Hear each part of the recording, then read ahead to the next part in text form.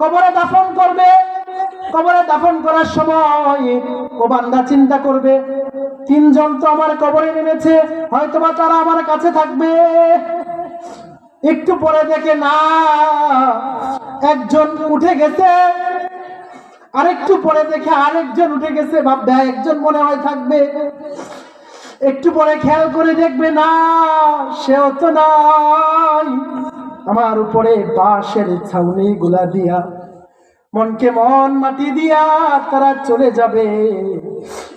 এরপর এত দ্রুত তাকে হিসাব নিকাশের জন্য দাঁড় করানো হবে। রাসূলুল্লাহ সাল্লাল্লাহু আলাইহি ওয়াসাল্লাম বলেন, বুখারী শরীফের হাদিস, হাত্তা সামিআ করআনি আলিম। আত্মীয় স্বজন যখন তাকে কবরে দাফন করে চলে যাবে, ও ব্যক্তি জাগ্রত হয়ে আত্মীয় স্বজনের পায়ের জুতার আওয়াজ শুনতে পাবে। আল্লাহু আকবার। আমাকে দাফন করে আমার আত্মীয় চলে যাচ্ছে, তার পায়ের জুতার আওয়াজটা আমার কানে আসবে, রাসূল বলেছেন। এত দ্রুত তাকে জাগ্রত করা হবে। জাগ্রত করার পর প্রশ্ন করা হবে কয়টা? তিনটা। এছাড়াও আরেকটা প্রশ্ন করা হবে। তিনটা প্রশ্ন ফেরেশতারা করবে। কারা করবে? নাম কি ফেরেশতার? মুনকার নাকির বলে। মুনকার নাকির মানে একেবারে অপরিচিত, যার সাথে জীবনে কোনোদিন দেখা হয় নাই। রাসূল বলেন, আতাহু মালাকান আজরাকান আসওয়াদান, একদম কালো বড় ভয়ঙ্কর চেহারাওয়ালা ফেরেশতা আসবে, এসে তাকে প্রশ্ন করবে। এই প্রশ্নের আগে রব্বুল আলামিনের পক্ষ থেকে বান্দাকে একটা প্রশ্ন করা হবে। কয়টা প্রশ্ন? সে প্রশ্ন সাইকোলজিক্যাল প্রশ্ন, মানুষতাত্ত্বিক প্রশ্ন। সেটা কি? নাসাই শরীফের বর্ণনা, আন জাবির রাদিয়াল্লাহু তাআলা আনহু قال قال رسول الله صلى الله عليه وسلم إذا أدخل الميت القبر مثلت له الشمس عند غروبها فيجلس ويمسح عينيه ويقول دعوني أصلي। ওই ব্যক্তিকে জাগ্রত করা হবে। জাগ্রত করার পর সে ঘুম থেকে জাগ্রত হয়ে দেখবে সূর্য ডুবে ডুবে অবস্থা। কি অবস্থা? সূর্য ডুবে ডুবে অবস্থা। এখন বলেন, এটা কোন নামাজের সময়? আসরের নামাজ শেষ হয়ে যাচ্ছে।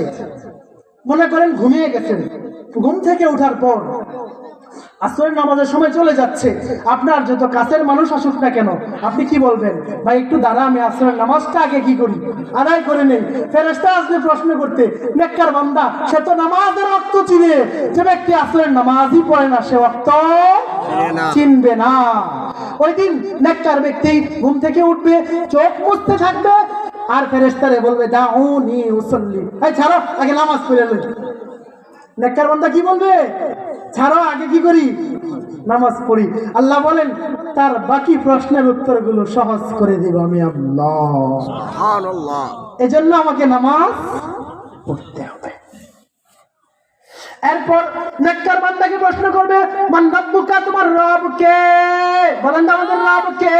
আল্লাহ। আরো জোরে, আল্লাহ। আমাদের রব আল্লাহ। নেককার বান্দা বলবে, আমার রব আল্লাহ, আমার দ্বীন ইসলাম, আমার নবী মুহাম্মদুর রাসূলুল্লাহ সাল্লাল্লাহু আলাইহি ওয়াসাল্লাম। এই কথা বলার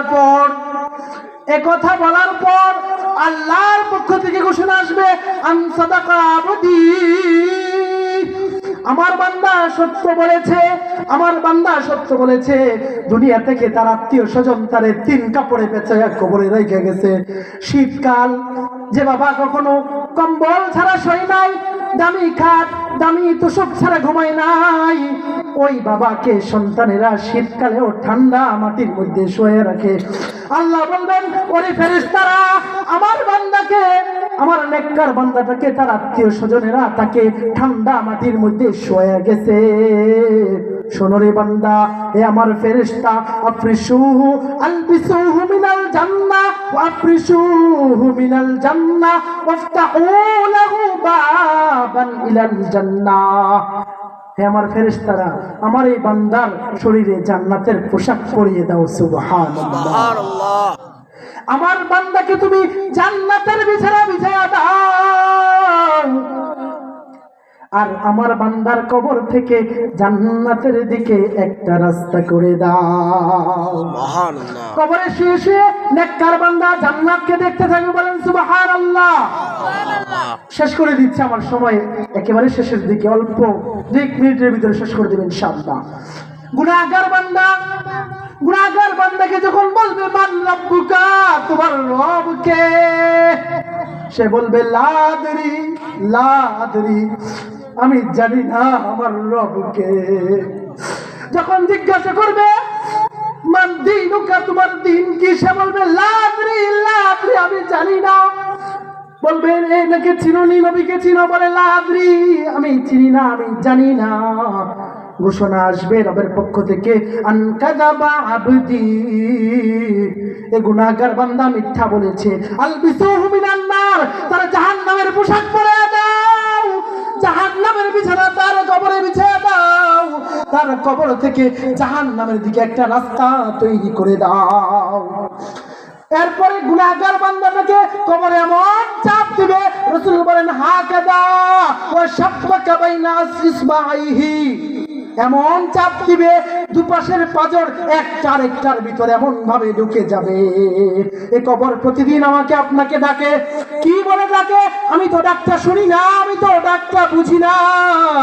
কবর বলে, ওরে আল্লাহর বান্দা, আমার উপর তো বড় অহংকার করে চলো, বড় দম্ভ করে তুমি চলো আমার উপরে। শোনো বান্দা, আমাকে চিনোনি, আমাকে জানো, চিনো, একটু শুনে রাখো।